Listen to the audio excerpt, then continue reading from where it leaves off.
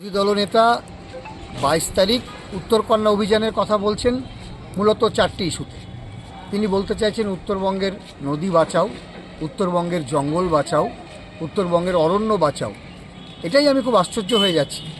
এই উত্তরবঙ্গের নদী, ডুয়ার্সের নদী এবং নদী ভাঙন, এটা বাঁচানোর জন্য তো বারবার আবেদন করে যাচ্ছি আমরা যে রাজনীতির ঊর্ধ্বে উঠে সকলের সুবুদ্ধি হোক, কিন্তু সেটা তো হলো না। আজকে আপনারা জানেন যে উত্তরবঙ্গের ডুয়ার্স বিস্তীর্ণ এলাকায় ভুটান পাহাড়ের নদী কিভাবে তছনছ করছে। এই ভুটানের নদী প্রবল বেগে বেয়ে এসে একদিকে আমাদের জঙ্গল ধ্বংস করে দিচ্ছে, চা বাগান ধ্বংস করে দিচ্ছে, বসত জমি সেটা ধ্বংস করে দিচ্ছে। ফলে উত্তরবঙ্গের নদী বা ডুয়ার্সের নদী বা ভুটানের নদী, এই নদীগুলোর থেকে আমাদেরকে বাঁচাতে হলে তো আগে ভারত ভুটান যৌথ নদী কমিশন করতে হবে। সেটা তো কেন্দ্রীয় সরকার করছেন না। তার বদলে রাজনীতি করবার জন্য এখানে বলা হচ্ছে যে একটা আমরা উত্তরকন্যা অভিযান করব। কার বিরুদ্ধে অভিযান করবেন? নদী কার বিষয়? নদী তো কেন্দ্রের বিষয়। গোটা ভারতবর্ষে নদী সেন্ট্রালের সাবজেক্ট, আর ভুটানের নদী ভারত ভুটান আন্তর্জাতিক সাবজেক্ট। এখানে কেন্দ্রীয় সরকারকে হস্তক্ষেপ করতে হবে। আগে কেন্দ্রীয় সরকারের কাছে প্রতিনিধি দল নিয়ে যান, জলসম্পদ দপ্তরকে বলুন উত্তর বাংলাকে বাঁচাতে হবে। কারণ এই নদী ভাঙনের জন্যই জঙ্গল চলে যাচ্ছে, এই নদী ভাঙনের জন্যই কৃষি জমি চলে যাচ্ছে, এই নদী ভাঙনের জন্যই চা বাগান চলে যাচ্ছে।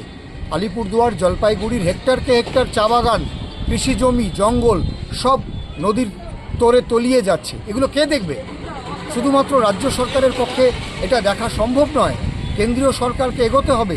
গত 14 বছরে একটাও কেন্দ্রীয় প্রতিনিধি দল এই ক্ষয়ক্ষতি এসে দেখেনি, আর আপনি এখানে এসে বলছেন যে এগুলো নিয়ে উত্তরকন্যা অভিযান করবেন। মুখ্যমন্ত্রী তো চাইছেন যে সর্বদলীয় প্রতিনিধি দল দিল্লিতে যাক। আপনি সর্বদলীয় প্রতিনিধি দল যেতে বাধা দিলেন বিধানসভায়। রাজনীতির ঊর্ধ্বে আমরা কি পারতাম না সবাই মিলে যে আমাদের উত্তর বাংলাকে বাঁচানোর জন্য, নদীর ভাঙন থেকে এই জঙ্গলকে রক্ষা করার জন্য, চা বাগানকে রক্ষা করার জন্য সবাই মিলে দিল্লি যাই? এই প্রস্তাব তো মাননীয় স্পিকার দিয়েছিলেন, তিনি তো একটা বিধানসভার স্পিকার। তার এই বক্তব্যটাকেও আপনারা অমান্য করলেন, মুখ্যমন্ত্রীর বক্তব্যকে অমান্য করলেন। আর এখন এটা নিয়ে উত্তরকন্যা অভিযান রাজনীতি। মানুষ কিন্তু সব বুঝতে পারছে, মানুষকে এত বোকা ভাবার কারণ নেই।